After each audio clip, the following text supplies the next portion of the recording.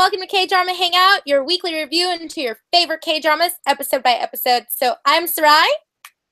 I'm Melody. So today Kat's not with us, but she'll probably be with us next week, so stay tuned. Today we're going to be reviewing, of course, Cheese in the Trap, episodes 7 and 8. If you haven't seen our review on episodes 6 and 5... whichever way you want to put it, okay? It's down in the description box below. Check it out. Okay, so what is up with that underwear guy getting beat down by Yojung? I feel like whenever he stomped on the guy's hand and was like, I could just break your hand right here. I really don't think that they were trying to make that a past habit of his.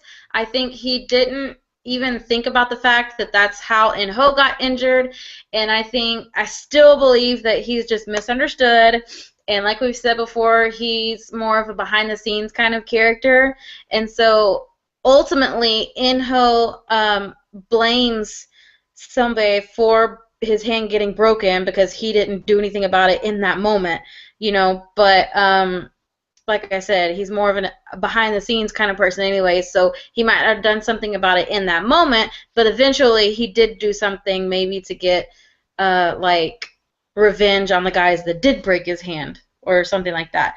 But I truly believe that, in the moment, In-ho blames him for his hand getting broken, even though he's not the one that actually had his foot on his hand breaking it. And then Stalker guy, whenever he started talking to the doppelganger, what is the doppelganger's name? She's weirding me out, and the first time whenever she showed up, I was like, oh, okay, that's weird. And then she did this, and then whenever Soul dropped the lion and the girl picked it up, I was like, oh no, she's gonna keep it and she's gonna light a shrine around it and say prayers to it or something. I was like, this is about to get really freaky. And then I felt bad for her whenever she was like, oh man, I should have given it back to her. I should have said I'm sorry. Da da da. And then whenever she was legitimately trying to say, Soul, let's have lunch together. I need to talk to you about something. But Soul's friend was like, you creep, you're da da da da, blaming her for all of this, and I wanted to be like, whoa, slow down. She's trying to give her property back. But then she just went crazy and started listening to the stalker and believing that the stalker was on her side. And so now she's trying to raise suspicion in the hallways where she's yelling at Soul, blaming her for all this, da da da. And I'm like, you need to calm down. You are going off the deep end right now, baby girl. You just need to stop, wait a minute, and just think this all over again. Because I liked her before she went crazy. Because I'm like, she's this cute, sweet little classmate. And I was like, oh, I kind of want to, put a little umbrella over her and take care of her. But now it's just yo, calm down. She's crazy. I think she just a little... She listens to people. She doesn't have her own way of thinking. She just listens to what people tell her. I just think that's the problem, that she's just listening to everyone. She doesn't have her own opinion. That's the reason why she's dressing up like Soul, because she wants to be Soul, because Soul's popular. Soul knows who she is, and, she doesn't. So yeah. I think that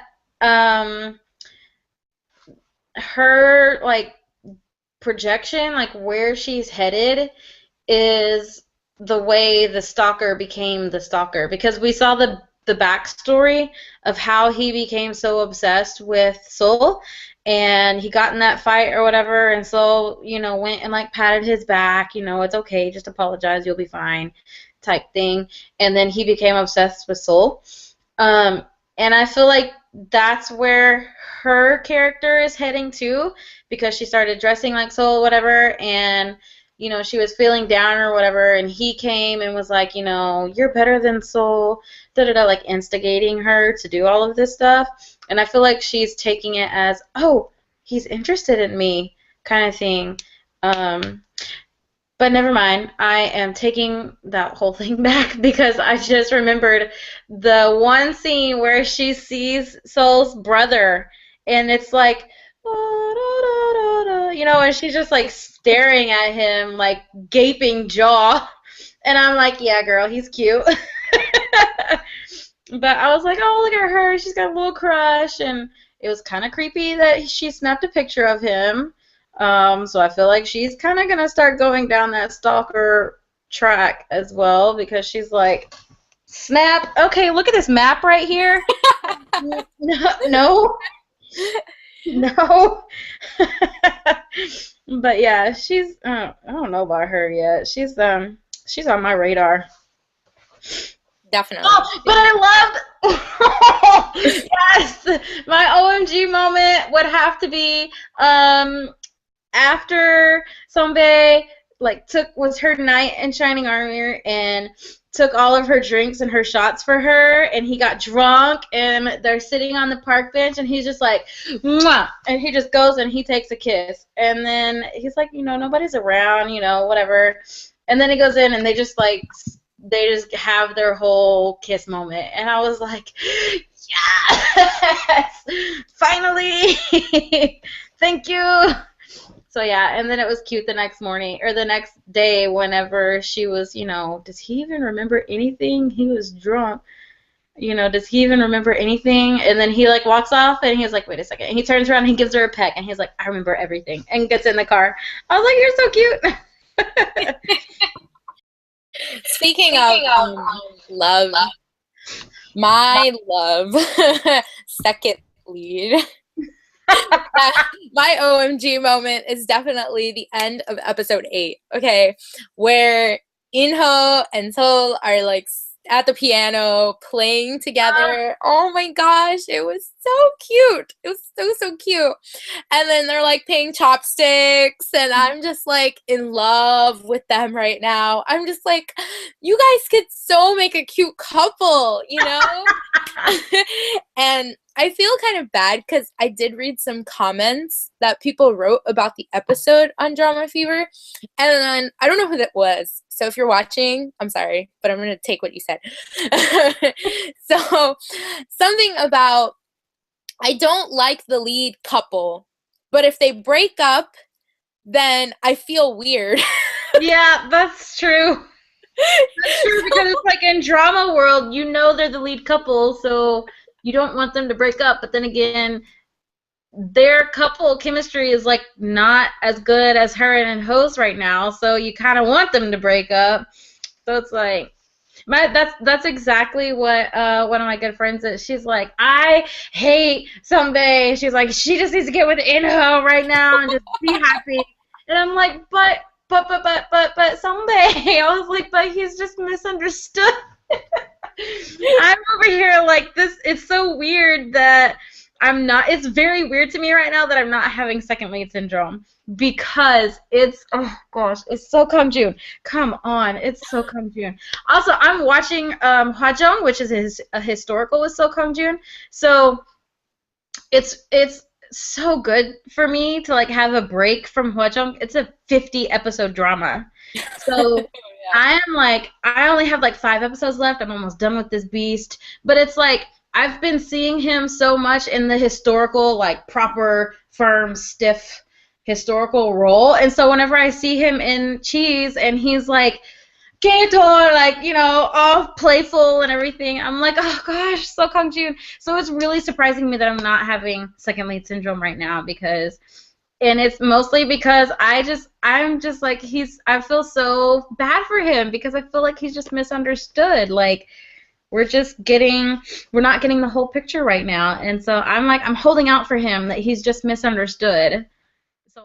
And I'm so happy with Inho and him going to see the professor and playing piano. Yeah. And like, I think it's so cute. And I love the way that the family likes him, but like the mom and dad are torn, you know? Like Yeah. the mom, she likes Inho. Well, I'm sorry, she likes Yoojung. The Yeah. mom likes Yoojung.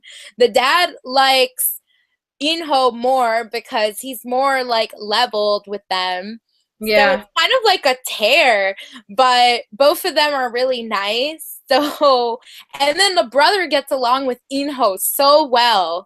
I laughed so hard at that scene where he's like eating the noodles and they're like, "So, what are you planning on doing?" And he's like, "Oh, I'm an intern, da da da." And they're like, "So, what does your dad do?"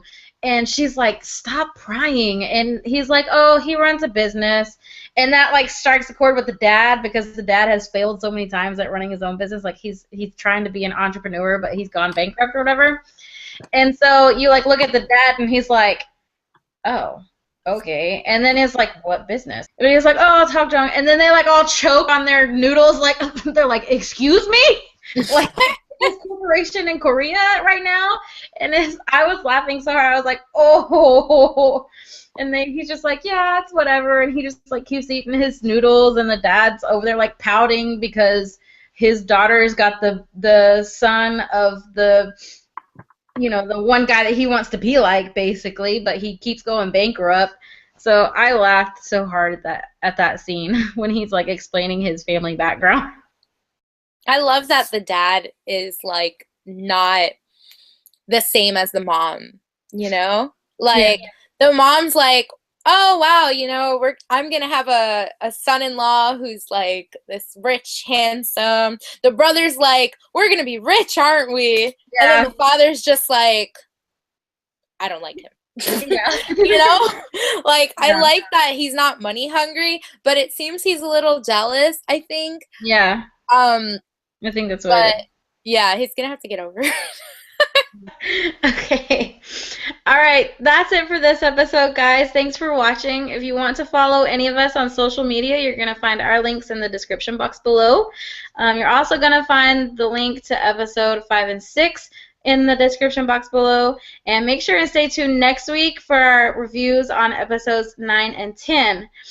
Make sure that you're liking, sharing. Let us know what you thought about this episode, about the last 2 episodes of Cheese in the Trap.